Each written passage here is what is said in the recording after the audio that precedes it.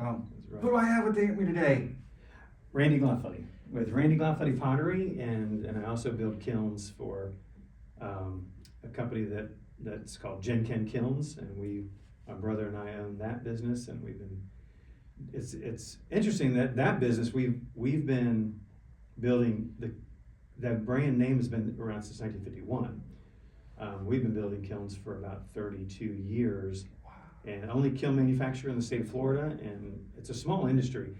At least the industry that's in the fine arts there's about 7 to 8 kiln companies around the country that do what we do, and then the pottery is the other part of it. We actually had, like, for a lot of years, we had an educational side to our business, and so that was kind of most of the interest was in teaching fine arts and teaching fine arts. So we did glass fusing, some glass blowing, of course ceramics, and then we've kind of tinkered around in the knife making world. If you've ever heard the show Forge and Fire. Oh, I love that show. Okay. Freaking love it. It's amazing to find out the number of things that wind up in a kiln, and so knives The fire. have to wind up in it.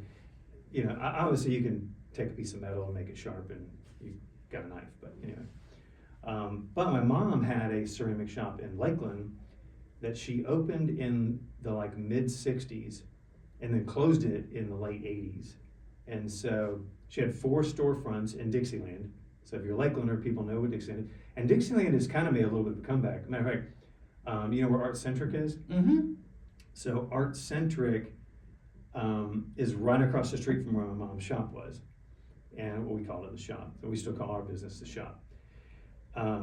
Anyway, and so she had her paint your own pottery kind of room, and was very similar to like Picasso's Cup in town. And then next door to that was the supply house. So, and back then, you know, like you walk into Picasso's Cup and you would pick up this with no decoration on it. Yeah, so it'd be fair. fine. You see the little price That's on right, it. it's Bisqueware. And then you could do whatever you want. You could paint on it. And I don't think they have this at Picasso's Cup, but, and I don't know this for a fact, but it could likely be that this is a water slide off decal. And so it's a type afterwards. of paint. Well, it's still fired. So you can print in all kinds of materials. So it's a ceramic material, but then it's slid off on here and then it's put back in the kiln and fired on. And so they got this subbing or something, sub something. Yeah. But it's not fired, it's just heated. Well, true, yeah, you could do stuff like that. But so my mom's shop, well, there was no bisque to buy. You had to make all of it. So You mean when you walked in, you didn't see the stuff that you wanted to? well, yes, but because the front of the room was all the stuff on the shelf in Bisqueware, but the back of the room was all the molds that we would Make cast stuff. and Okay. make stuff, you know. And so she would have like drawers full of water slide decals, and people made everything. They made lamps, they made, you know, all kinds of home decor and utilitarian wear. And she had greenware too. So greenware would be like, if you come see me at the market, selfless plug, you would That's see me what we're make a doing. piece of wet clay, and then when that's dry, it's called greenware. Very fragile, but what was fun about it, and this too has also made a little bit of comeback, but have you see all the Christmas trees with all the lights in them? Oh, yeah. So, matter of fact, I still slip cast these, and I'm working on a bunch of them right now, but, and then you could draw holes in them, put all the different lights in them that you wanted, put lamp works in it, all that kind of stuff.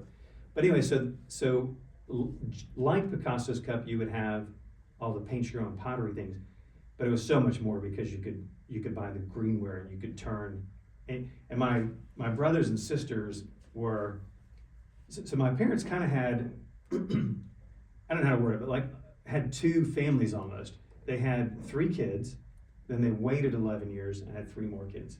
So there's a separation. Wow. So my oldest brothers are, 16 years older than me, roughly. I got a brother that's 12 years younger than me. Okay. Yeah. My sister was 11 years older than me, 11 and a half. But they would, because you could do this, I mean, a couple of my oldest brothers, and my sister to a degree too, were just practical jokers. Like, would do all kinds of stuff. But so they would, you could get like this ceramic toad that you could slip cast, and then people would buy it and put it like as yard art. Okay. And then my mom had like an eagle mold, with the big spread wings and all this kind of stuff. But one of my brothers decided that they were going to take the wings off the eagle and put it on the toad. Well, and me and my twin brother were still very young. We were 4 and 5, 6 years old kind of at the time. And for years, that he had this legend of this flying toad, and on foggy mornings he would go put it in the yard, and he built this whole elaborate story around it. And he'd run us out to like some place, and we'd look at a tree and be like, you chase them off, Oh, wow. Anyway, so they did all kinds of great stuff like that. But I know that you guys had the gator named Blinky. Did you name that? no, that actually was an adjacent lake, and because back then, it's kind of weird, like Lake Wire, people recognize that as the lake that there's a big church on one side, Lawton Childs is on that side, you got Swan Brewery. Well, that was a big swimming hole, and people swam and fished at that lake when we were really young. So, so this Blinky that was an iconic figure, now it's like humpback or something like that, but would kind of travel from lake to lake, so people would spot it in all kinds of lakes. Yeah. And even in Lake Mirror, there was the gators used to line up there all the time, and that was the Lakeland parade could go all the way around. Yeah. And so, and my second oldest brother was Blinky. He was. Is there a story behind how that started? Well, supposedly, and it's funny because there were a couple young, and I don't know who's telling the truth, but one of my sister's boyfriends claims to have shot this alligator in the eye, and he is supposedly the person that's why Blinky's Blinky, But then it kind of wound up, because it wound up in all these different spots, and they would just move it to some other lake. It just kind of caught on, this cult following. And then my brother took on the characters that wore the Blinky costume in the parade and all these kinds of. Wow. And he was with the marching band at Lakeland High School. Lakeland High School goes way back too. Matter of fact, I gave to Lakeland High School. My son graduated from Harrison, but marched for Lakeland. And we had a couple old albums that the Lakeland marching band recorded, so I gave them to. LPs, like record? Wow. Yeah, because the band recorded, and total, like, you just made me think of this kind of stuff. But he was in the marching band with I think the last name was Woodward, and he is one of the only people. This young man that was in this marching band with my brother, in the Lakeland marching band, was one of the only people ever to have gone off Niagara Falls, only wearing a life jacket, and survived. Yeah, and he was after high school.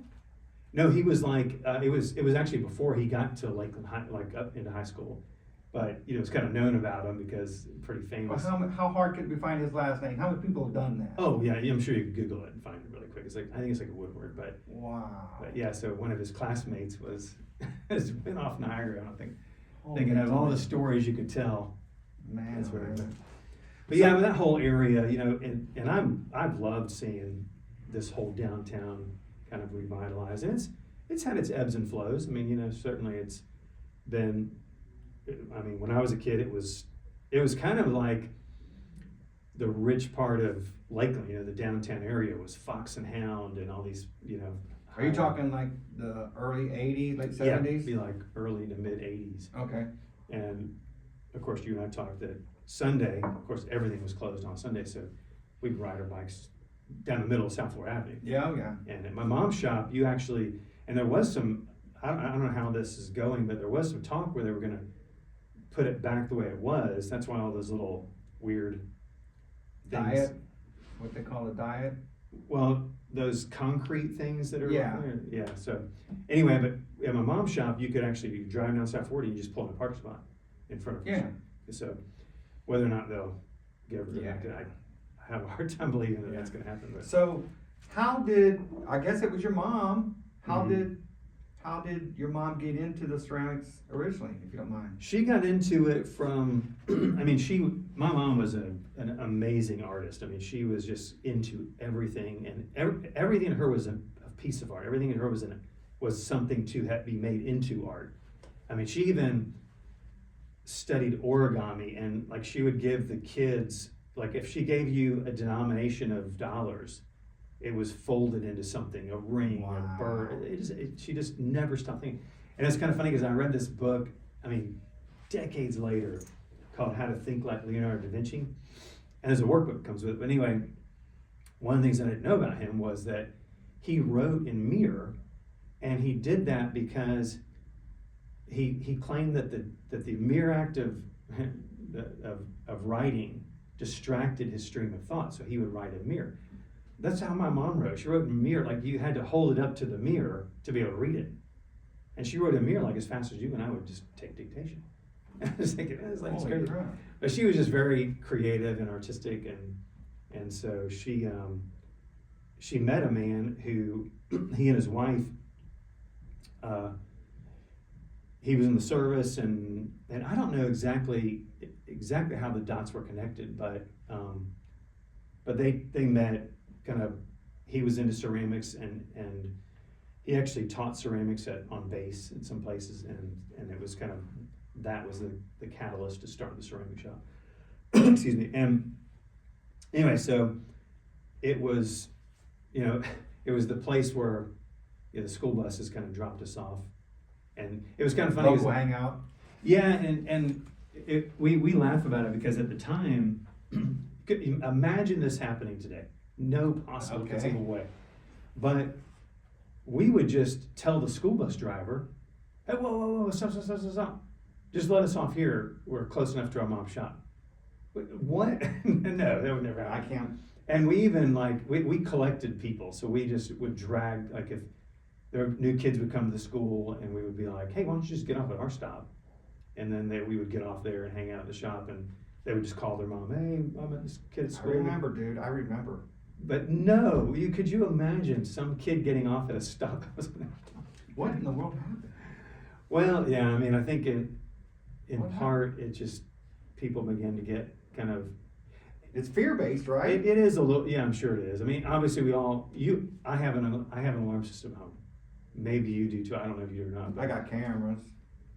and yet, it's probably safer in our neighborhoods than it was when we were kids, and it's like, oh, well, they're there, we'll buy it, that kind of thing. So, Yeah. but I did read an article once where it said that when you and I were kids, that the kind of radius that we could travel from our home was about 3 miles. It was kind of the average kid. Today it's 30 feet. Are you serious? Isn't that crazy? Yeah, it's just tiny yeah. that we. No, I never thought about that. And there wasn't a lot of organized free play. I mean, you and I, when the school bus got out, it was like ants just going wherever. Yeah. The afternoon. My wife always loves this story where my mom, I used to play baseball at a place called Joyce Park in Hamilton, Ohio, and it was 3, 4, 5 miles away. And I said, Mom, Dad, I got baseball practice. I need a ride. And they said, well, I can get you there, but I can't get you back. So they would take me there, and I would ask for a ride. Hey, can you give me a ride home? Can you give me a ride home? Yeah. And I always found a ride home. My wife finds that shocking. I was like, babe, Yeah. it was just the normal thing. Yeah. That's funny because you just remind me of like finding a way home.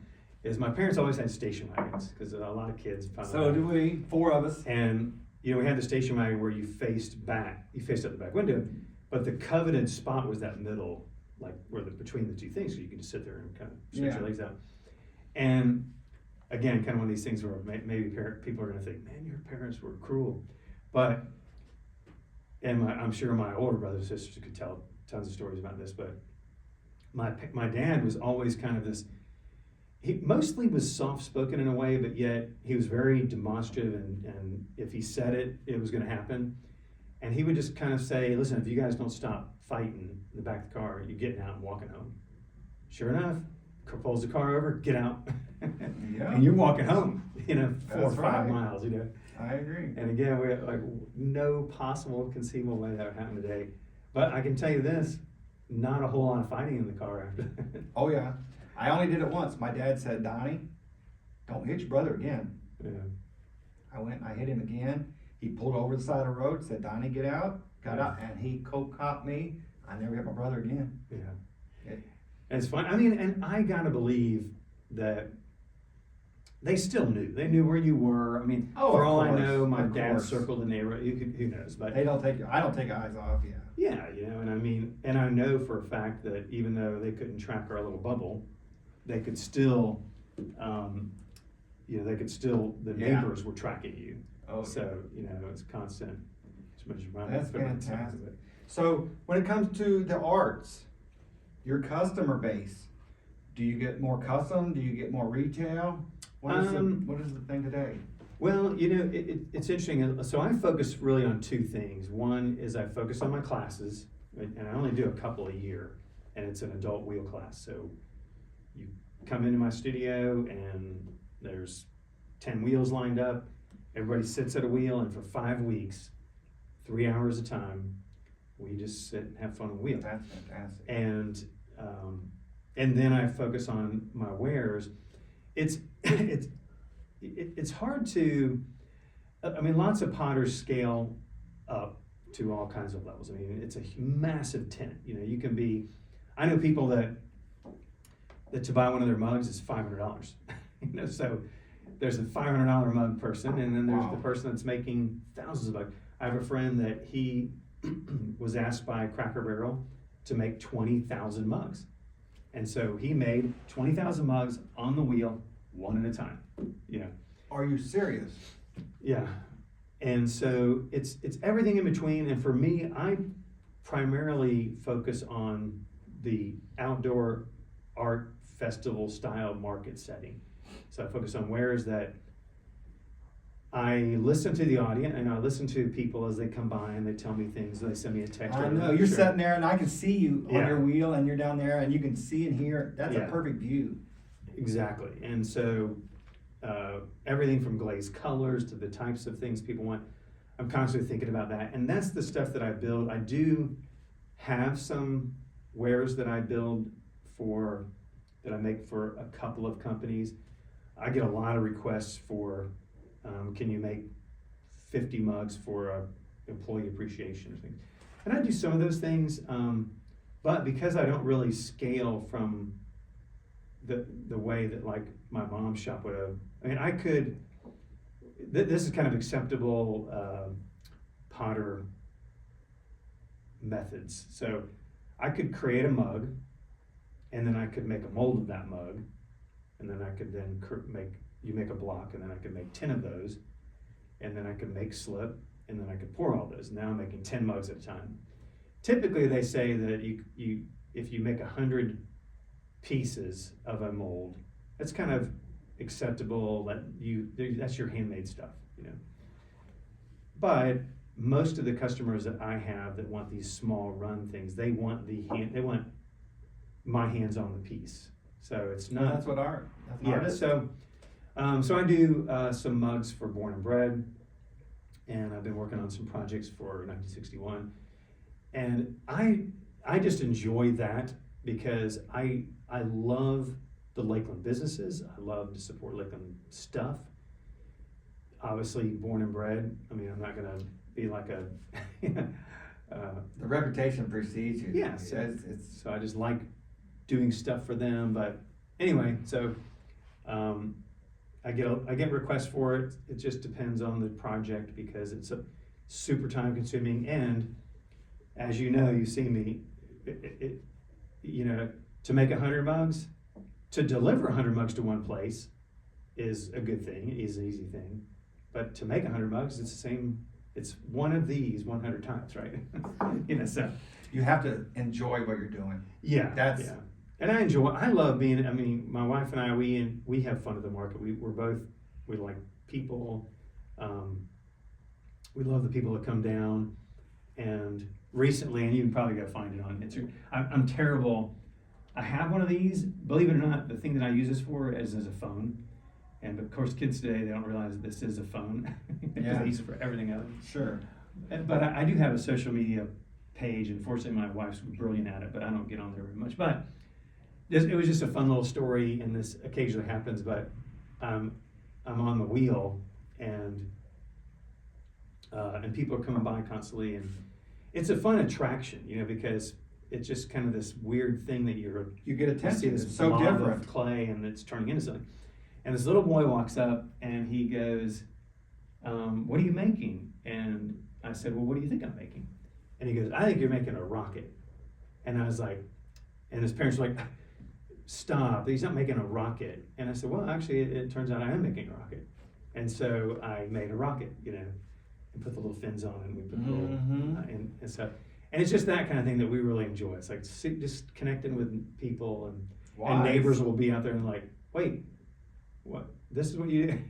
That's because we don't know what our wisdom. neighbors do, but That's wisdom, yeah. helping the world. yeah, it's You just know, you fun. probably made a big impression on that kid. A Yeah, big so impression. I'll get little kids, and this is fun because I'm always like, what can of worms do I open up? But spoiler alert, so if you don't hear this part, but I'll have little kids come up and they'll, "Oh, I want to try," and of course mom and dad are like, "No, and I'm like, "Yeah, sure, you should come try." And I'll say, "Okay, now you're gonna have to help me here because we're gonna have to pull this up, and I need you to put your hand in." I'll give them a little brief explanation, and so they put their hands in this piece. And I'm over here, I'm like, "Well, we're gonna do it together, okay?" And then it's like, and they're just like, yes. like this. And of course they walk away going, "I know how to do that." I'm like, That is sweet. you can learn it for sure, but it's like the moment where, You planted the seed. You never Yeah, know. I hope so, You but- planted the seed into it. but they're just. Do you have any kids? Yeah, so my kids are, my son is actually married, he's in Orlando, and he's a really terrific artist. He actually could throw on the wheel pretty good, and he draws and paints and does leather craft. He does all kinds of crazy stuff. But and then my daughter is about to graduate from UF, and she actually they both went to Harrison. She plays the violin, beautiful violinist. Wow. Artistic. My son is a percussionist, so everything we own has a dimple on it from where a drumstick is coming from. We thought it was brilliant because we thought to ourselves that we had I remember the day when he picked drums, and we were like, "Oh man, this is great. Put a pair of drumsticks in your back pocket," because we'd see people like dragging the cello and all this, and we're like, "Oh man," and of course a bassoon is $10,000, and we thought, "Yeah, Oh, yeah. a pair of drumsticks," and we were like, "Oh man, he's a drummer." They got those things where they got the 3 or 4 Oh, he snares does. and all that. He got into everything. I mean, he went down to FAU and played for their orchestra. So he kind of gravitated to more concert style drumming. So marimba, we built a marimba together. Man, that is fantastic. So, but he's and so my daughter's artistic in her own way, but she's also she's the math genius, and so she's gone the medical route. She's going to be an occupational therapist, but yeah, my mom, and I'll just kind of tell you this, just a little bit more of the backstory, but my mom, my brother and I, we never really intended on getting into this business, but we went to college, and over the years, my mom one of the shops was making clay, and making specifically slip, which is clay that's liquid, so it's almost like the consistency of like wet concrete or something like that. Okay. And that's how to a degree, it's how lots of things are made this is slip cast, this is in a mold. If you're gonna mass produce anything, it's gonna have to be either slip cast or pressed into a mold. And there's some jigs and stuff you use wheels. But anyway, so she had this porcelain formula. And so when she closed up the shop, this little porcelain formula paper just kind of got stuck in a file. And so while we were going to college, we thought, well, maybe we could just peddle this stuff. We did, just like every other kid, we helped with paper routes and lawn I had my care. paper out. And everybody worked at Publix and bag and groceries, all this kind of stuff. Well, so we thought we would just peddle this porcelain, because back in the the late 80s and on, porcelain was huge in this country. I mean, and especially porcelain dolls. My mother loved them. Yeah. Loved them. So porcelain figurines. I mean, Yadro, Precious Moments, all that kind of stuff. And Maverick, it's still alive today. But so we started making this porcelain slip in their shed, and we would just sell it, you know, to go to these little kind of like a wholesale trade show. But anyway, we met a guy from a company in Newport Richey, and it was a doll maker. And he said, and we met him in my parents' living room, and he was like, "Hey, we'd really love to buy your slip." We're like, "Okay, great, yeah, we'd love to do it." And it was like from that moment, they started buying thousands of gallons. They mentioned us to another company that was in Germany who made like porcelain teddy bear things, and they wanted that. So it was just like we were making 200,000 gallons of porcelain, and just that's what launched the business. So when we graduated college, I mean, we were already like just full on nothing but porcelain. Your mother made the formula up? Well, no, she actually came across it. My mom loved to go to every possible class on any art. So she traveled around the country going to these glazing companies and taking classes and workshops, and she was very, very good china painter. And it was in one of those times in Chicago she came across this lady that had this porcelain formula, and over the years, you know, I didn't know anything about any of this stuff from a standpoint of, I mean, I could, you know, mix all the ingredients together, but there's ceramic engineers out there, and of course everybody gets involved in like the fine tuning of all this kind of stuff. And we just kind of were lucky that Florida and Tennessee have like some of the greatest mines of clay on the planet. I didn't know that. And so, matter of fact, Florida has like one of the number one ingredients in all ceramics is kaolin. And there's a place in Florida called Edgar, Florida, and the product is EPK, Edgar Plastic Kaolin. And apparently it's so good they just basically drive trucks in, scoop it up, pour it in a bag, and sell it. Wow. But anyway, so we were fortunate to be close to some really great materials, but then we were kind of looking for ways to like do other things, and we had kilns because we had to fire all this stuff.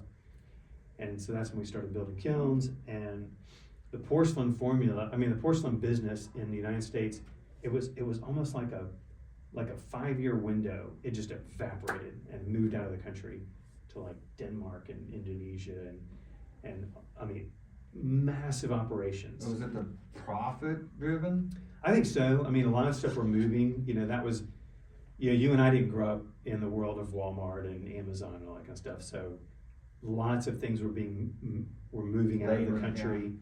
Yeah, and we had businesses that were buying kilns and slip. They had 3 shifts. They were operating 24/7, you know, wow. Firing and manufacturing. And one of the owners told me, you know, I can get this made for, you know, 3 pennies. I mean, wow, you know, so Cheap labor. Massive operations, 300,000 square foot operations, you know, dozens and dozens, just evaporated. Well, it seems to me in this new age like this today, this is squirted on by a computer, and it's plastic. Yours, it still has to be handmade, fired. So you're never going to be out of business. Yeah. This is the cheap way. This is the nice way.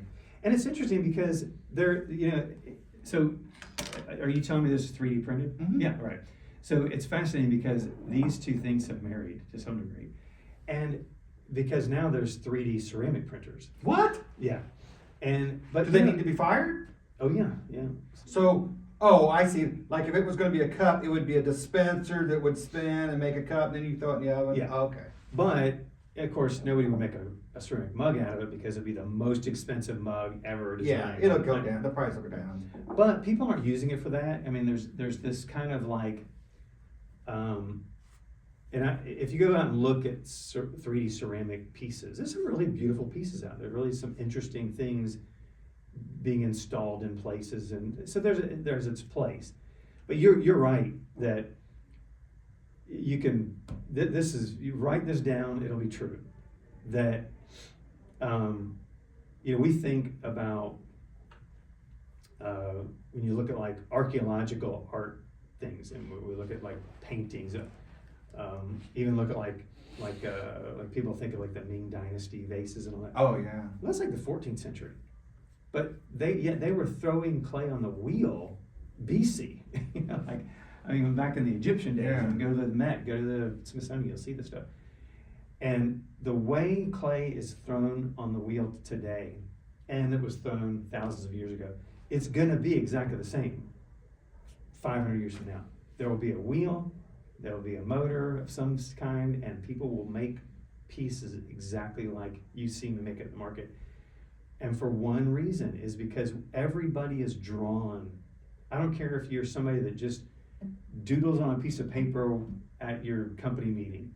We're all drawn to create things. We all want to work in the garden, draw something, paint something, work with clay. It's the most earthy thing to do, is to grab a piece of clay and build something, work with wood.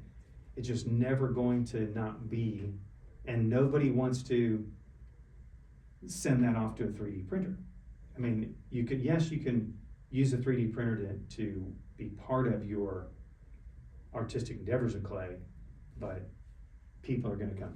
Because people come, I mean, to the classes. Our classes fill up, and please don't hear me this, I'm not being boastful, I just know that whether it was me teaching it or any other potter, it'd be the same. I mean, I post the classes, the next day, they are sold out. When do you usually do these classes? They're on Thursday nights, from 6 to 8:30. What part of the season? So I do a class in the fall, they're 5 weeks long, and then I spend about 2.5 months in the market, and then I do another class in January, February for 5 weeks, and then sometimes I'll squeeze in another class before summer. And it's kind of weird, the season typically is September to like April, and part of that is I've learned that over the summer, because we're all driven by the school calendars and our kids' calendars, it is really hard to commit to 5 weeks. I used to have a 6-week class. It was people just couldn't make it all 6 classes. And so, imagine over the summer with all the summer vacations and camps and things like this, it's just impossible for people to commit to 5 weeks. So we usually don't do, that's usually my time to hide in the studio. Yeah. Well, you telling me what you just told me gives me an idea of what business you're in. You're in the business of appreciating their time. What you're doing is you're creating a moment of time in their life that they can take with them for the rest of their life. It's very simple. Mm-hmm. You get this printed, okay, it breaks, you throw it in the trash. If you go to my house right now, and on my china cabinet, I don't know if it was Picasso or what, but I went in there, I got a bowl, I put every place I've ever been on vacation, I wrote it in. That's great. Paris, I wrote it, and then we had it fired. My wife had a big old plate, and she did hers, and my son and my wife, we did a bowl. So what we did is we captured a moment of our lives and time in that piece. Mm-hmm. You're right. It's a legacy type item. I mean, people know. I have some of the things, but you could. For example, my grandparents lived in Iowa. They came and stayed with my parents 3 months every winter. My grandfather, same breakfast every morning, a cup of coffee, some grape nuts, but it was those moments, those moments of like that. And of course some things break, time has a way of dealing with those things, but we all know, and especially if you're in the position like I am, where both my parents have now passed away, that it becomes that thing, that tactile thing that you could pull off a shelf, you can hang on to it, and almost instantaneously, it takes you back to all of those little moments, those memories that triggers. It's the one thing that anchors you back to that thing that you think is forever gone, but yet it's there. I can only imagine you personally, every piece you've created that moment in time in your life. Yeah. I've done it 2 or 3 times in my life. You've done it thousands and thousands. Well, I do love the stories of, and sometimes people get a chance to get something made again, like somebody will come to me and they're like, oh man, I'm so glad that they'll show me a picture of the mug that broke, and so I'm trying to recreate that piece again. It's non-repairable? Yeah, unfortunately, yeah, that's a big question people have, and it's heartbreaking. It is. I mean, the only way to put back this piece is super glue. I mean, or some glue. Yeah. Good way to do it, but there's no way to mend. I have those pieces. Trust me, I've got pieces of my mom, China painted, and with a brush so small that it had one strand on it to paint the eyes. Wow. Gone. So I get it. I feel for you. It happens, but they're there, and you try and protect those things and take pictures. I like pictures. And the other thing too, it's interesting about, like Picasso's cups has fallen in, and by the way, trust me, I love Picasso's cup. It just the smell of the place reminds me of my own shop. Smell of clay, but it falls in this category of what now is referred to as art for entertainment, because people kind of feel like it's a date night, but they're kind of missing part of it. They're missing a little bit of what you're trying to say. And granted, maybe there are people that go in there and it's a young couple and the young man's on his second date with this girl. He probably doesn't remember the mug. Good for him. He should. Oh, right? We know what he's thinking. But then there's a lot of people like you that are going in there and they're creating moments with their kids or their grandkids or those kind of things. And in our classes, what I have loved over the years about the classes is I never do the thing, and maybe it's good, bad, and different, I don't know. But I never go around the room and say, tell us who you are and anything about yourself. Yes, we know each other's names and the shelves are labeled and all this kind of stuff. But I have had classes where sitting in this chair is a school teacher, and sitting right there is the city manager, and sitting right there is a Publix employee, and sitting over here is a orthopedic surgeon. And they love that. They love the fact that we're in this moment, and when you're on the wheel, you can't help but be present, because it will, otherwise the wheel will just control you. I mean, you have to be so focused on what you're doing, and we're all kind of watching each other's successes. It's a really neat moment. It's a really neat experience of just unplugging. How many things are we present in anymore? Very few things I anymore. agree. And so people really enjoy that. They love that aspect of it. Of course, just getting to there's nothing more earthy and raw than just a clump of clay that will then become something that you'll take home, and it'll be a succulent pot or a bowl that you have ice cream out of, or whatever. So yeah, I mean, that's kind of a really neat component of it. And of course my mom she made she made wall sconces and things that hung on the wall, and lamps and all kinds of stuff at our house, but we don't do a whole lot of that stuff anymore, although you could. Yeah, it's as if though we did ourselves a favor. We said to ourselves, we want to appreciate this moment in time of all four of us together. So we made the appointment, we showed up, we did it all together. So time doesn't wait for nobody. Yeah. Time just keeps going. So you can appreciate a moment occasionally. Mm-hmm. I never And even you thought and about that. we touched on this a little bit while we were just setting up today, that there is a generation of young people now, and you were surprised that I told you that a large percentage of the people that shop with us at the market are young people. Yes. High school, college, and their minds are still free and open to some degree. And yet they walk in and you just see it, and man, I just so wish I would have brought. I mean, this actually has a very nice, you kind of get that resonation, and just tells you that this is something like permanent. But they walk into the booth and they're looking at all these things, and there's an up and coming generation that want something permanent, tangible. They want the like we said, the legacy item. They want to form a tradition. They want to have something they can pass down, because they have now grown up in a world that everything is disposable. Everything from all the dishes that are in the cabinets and the silverware and the utensils and things that we get every day delivered in box after box after box, Amazon. Not that there's anything wrong with that, we all do it, but they're looking for those things, and you know, that it's a journal now, that's a. It's that innate human that they need to Yeah. access. Yes, I can keep all the same notes on here that I can here, but if people that are around me know that this is the thing that I keep my best ideas in, you know, the things that I'm working on, the drawing or the little notes or something, yeah.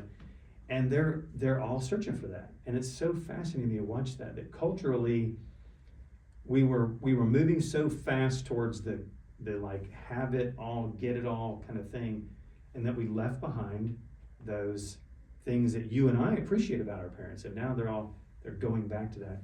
And they get that a little bit. And I love seeing all those things at the market.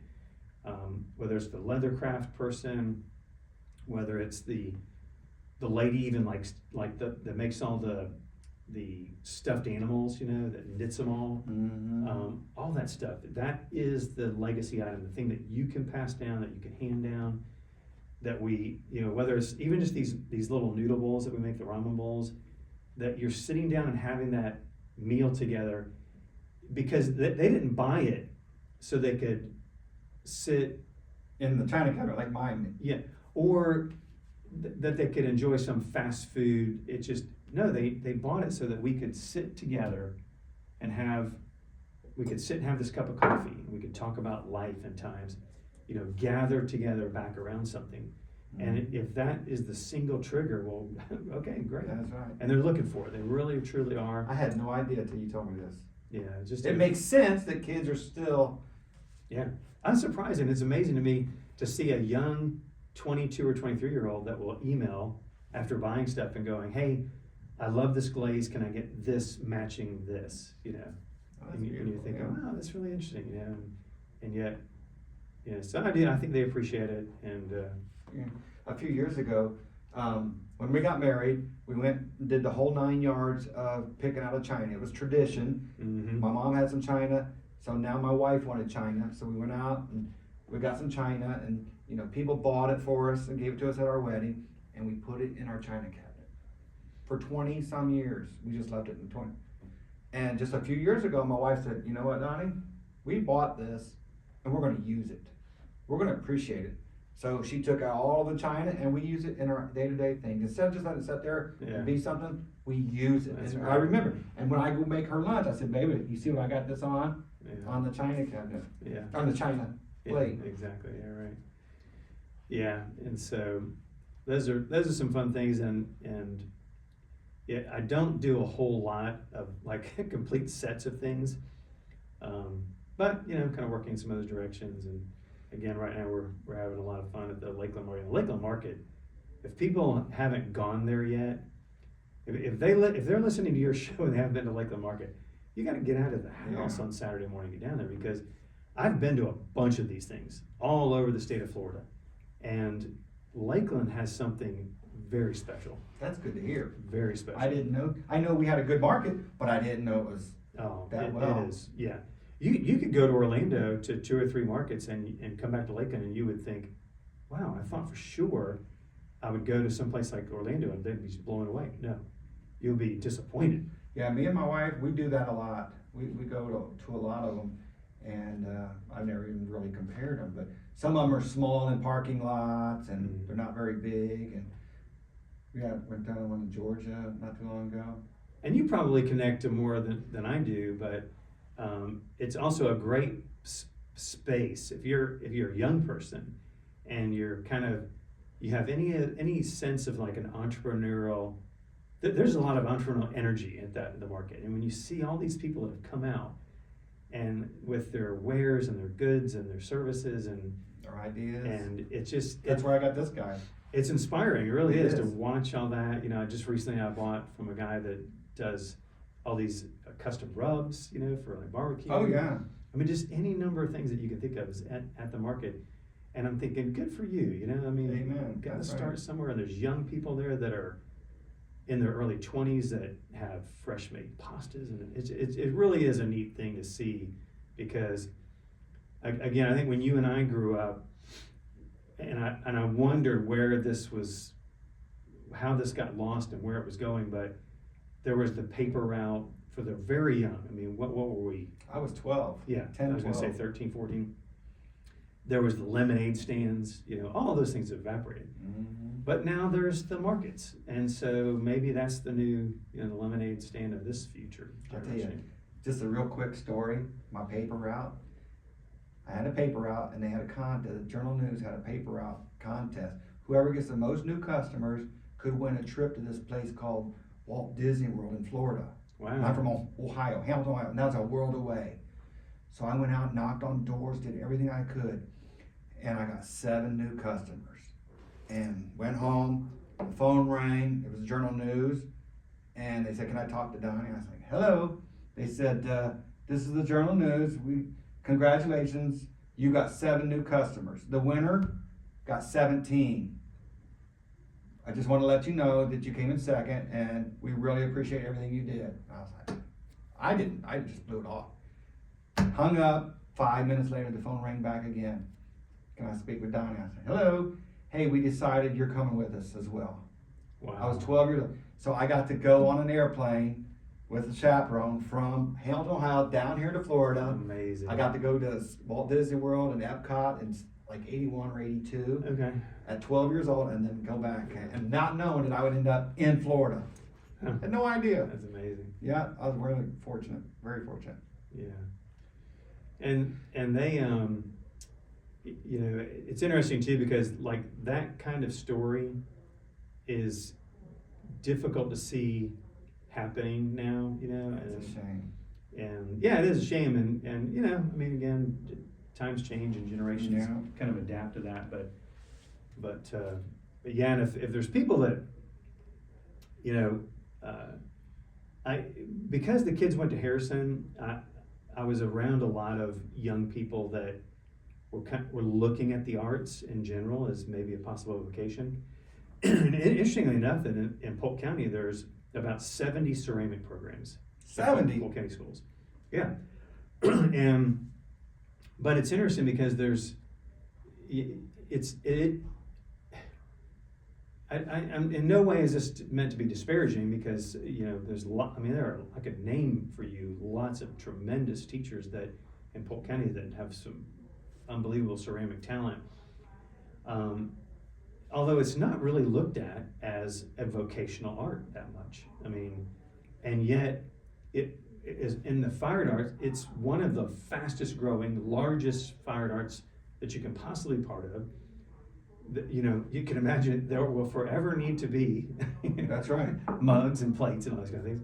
And ceramics is in all kinds of things. I mean, I know companies that do custom tiles for pools, nothing but bullnose tiles, custom fireplace hearths, tile fireplace hearths, custom kitchen countertops, hand carved countertops. I mean, there's You think your mom architecture had things. anything from Florida Tile when they were here all this time? Yeah, no question. I mean, she had, matter of fact, we actually talked to Florida Tile before they went out of business, because we were building at the time, we built a couple of Lear style kilns, and so we built a couple kilns for customers that they were 70 feet long, and you could put a mug on this end, and it went 1/8 inch per minute, so it was very slow, and it came out the other side done.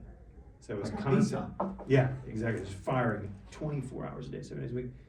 And so you can imagine there's everything from that to the life of the just studio potter. And by the way, I know studio potters all over this country.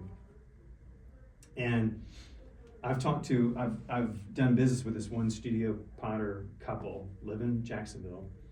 He retired from the service. He and his wife opened up a ceramic shop, and they now are about to retire. And I asked him, I went to visit him, and in my son with me, I was like, what? Just give me an idea. What was life like for you? What's a day in the life of this? Well, my wife and I get up in the morning, and we go sit on the porch, and we have a cup of coffee and have some breakfast, and then we get started on our. And you hear this story, and you're thinking to yourself, Elon Musk wants a piece of that, billions of dollars, but yet I promise you, that this little family in Pensacola with their kids, they sent their kids through college, and their whole life was this fairy tale, really, love story and life and vocation in the ceramic arts. It can be done, and there's such a world of it out there, and it disappoints. I don't know, and I saw lots and lots of talented kids at Harrison, and many of them are doing some wonderful things. I mean, some of them are cruise ship, Broadway, some of them working at marketing companies doing artistic stuff. But I would tell them that there still is plenty of room for the studio artist that is just making art and selling it. No question about it. And you can make a tremendous living, and will you be, Would it seem difficult, I'm just telling you from my point of view, entrepreneurship, the reputation, I hate to say it, but starving artists, I hear it a lot. In today's world, is it possible? Do you have to have all this overhead capital? Can you just start small? People gotta eat. And here's the thing that's interesting about it too, to me, is that companies from DeWalt to companies in my industry, they want to find people they want to find the next generation. They're willing to. There's trade shows in the ceramic world. It's called NCECA, and this year it's in Kansas, maybe, I think. Can't remember, but anyway, you can look it up. There's colleges that are dying to give full scholarships to get in ceramics. Wow. And so there's money, there's companies that would be behind it.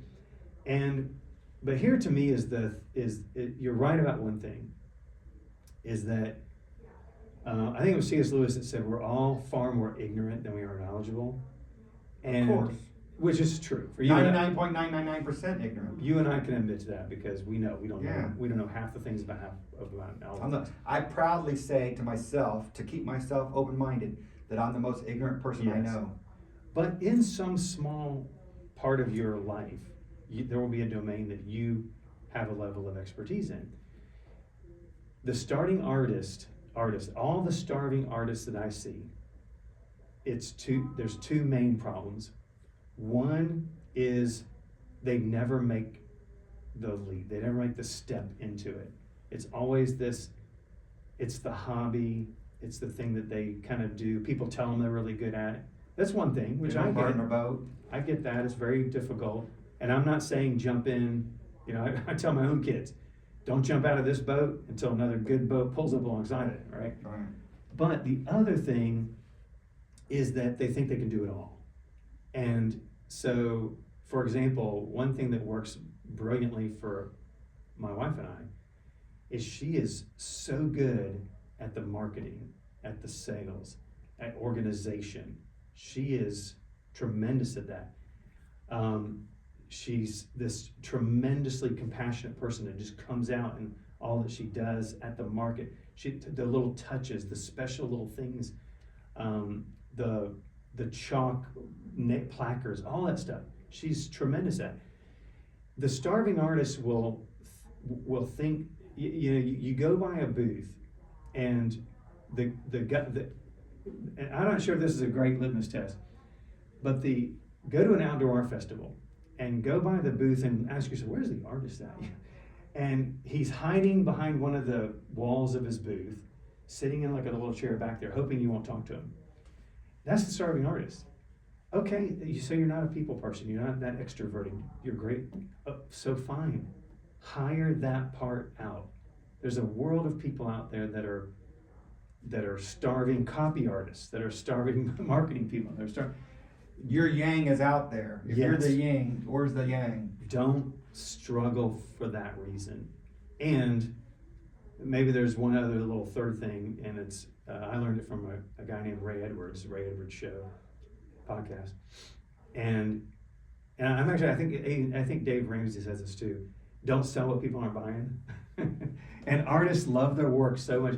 There's a really fun story. The most famous American ceramist is George Orr. He started in the Depression, threw for 11 years. He had like 12 kids. And then he stopped throwing, sold everything, threw everything away. His kids started a mechanic shop in one of his places, one of his studios. And if you found a piece like this that was a George Orr original, it's $20,000. Well, he would sell stuff in the Depression time, and he would $250 for a piece. That's a lot. In the Depression, that's Rockefeller money, right? And then he would go find this person and demand that they take their money back because he knew they couldn't appreciate it. He was just this crazy, like, artist type, right? His glazing, all this stuff people would love to know what he knew, right? So there's a little bit of that too. Like, don't sell what people don't want. Yes, make the art that you love, but also find out what the bread and butter, what the thing's going to pay the light bill and the car bill, what they want. Make that for them. There's nothing wrong with that. But yes, it can be totally done. And it's also hard if you don't have the great advice. If you're on your own and you don't have someone with experience or knowledge or wisdom, it's tough. Yeah. So find someone who is a mentor, Yeah, a mentor. And that may be the great thing about this, that there are, plenty of Instagram sites and places. And I find that people that I've gotten great inspiration from, George Holland now he's out in Texas, phenomenal ceramist, that when you find somebody that's willing to share all this talent and you're thinking to yourself, well, this guy telling me everything he knows, trust me, you don't know what he knows. The minute I thought that I could make a George Holland piece was the minute I was like, okay, now I know why he's so good. Now I know why it's so effortless for him now, but those people are so ready to tell you everything, because they know it's going to take you some years, right? So find those people and they'll gift to the world. Yeah, they're happy to give back. Yeah. The person that's real stingy with their knowledge, probably not. That's not the mentor, because they probably don't know as much as they think. It only took me like 52 years to figure that out. It only took. Is that all? Okay. Yeah, I got there, but yes, you can't take anything with you, and love is the answer. Yeah. If you're doing more for other people, you're going to be okay. Yeah. Love is the answer. Yeah, and it's funny because the world of fine arts, and we mentioned like Forge and Fire. Well, that show, I just got back from Atlanta from the Blade Show, largest blade show in the world. There's people there from everywhere, Hungary, China. Are they selling Russia. it or are they making it right there? Both. Oh, okay. And of course there's equipment people, and I'm selling equipment there. But Forge and Fire catapulted people into an industry that they never knew existed. Most expensive knife that's sold at at the Blade Show, $45,000. And so these farriers, like a guy in Pennsylvania putting shoes on horses, realized that I know how an anvil and a forge works, and now they're making chef knives for Chef Morimoto on. So it's an art that's been taken off. You think technology is part of that because people get to see it on the internet and see it on social media? Yeah, sure. Yeah, it kind of grew that. And so, again, back to our point with like all this knowledge, well, it didn't take away from anybody. It didn't take away from the person that thought, I don't want people to know what I know because then they're going to be doing it. No, it made his world so big, and it made it so much easier for him to sell everything he had. Mm-hmm. And now he can't even make enough pieces. I agree. Now it's a celebrity buying his work. I know glassblowers that the last thing they made was for Demi Moore, and they don't even make pieces for you and I anymore because they're too. Too that busy. Reminds me. I'm glad you said that. What did the movie Ghost do for your industry? Oh, well, for one, for me at the market, I should buy a standee of Demi, or what's his name? Yeah, the guy? I've lost his name now. What's his name? Anyway, but yes, so that people can come and say, So it made an impression. Oh my goodness, there's so many people coming. And of course my standard response is, I know why you said that, because obviously I resemble, And they all giggle. Yeah, exactly. Yeah. Oh, And although I've had, man, you're gonna have to tell me this, but I've had a couple like really odd things. Like I've had a couple come by and they'll go, "Hey, do you offer the ghost experience?" And I'm like, I would ask a follow-up question, but I don't even want to know the answer to the follow-up question. You know? Or some guy will come behind me and like put his arms around me real quick when I'm not looking, and I'm thinking, okay, wait, no. This is I don't know what's in your mind, but yeah, this ain't. This is not the normal. way I remember the movie, but. So, yeah, that's funny. His name was started with was an S. I forgot his name. He died a few years ago. Yeah, he did. Yeah. Oh, my wife's gonna be like kicking me in the shit. Demi Moore and six S is jumping out at me. It is. He played in that bar fight. Yeah. Movie.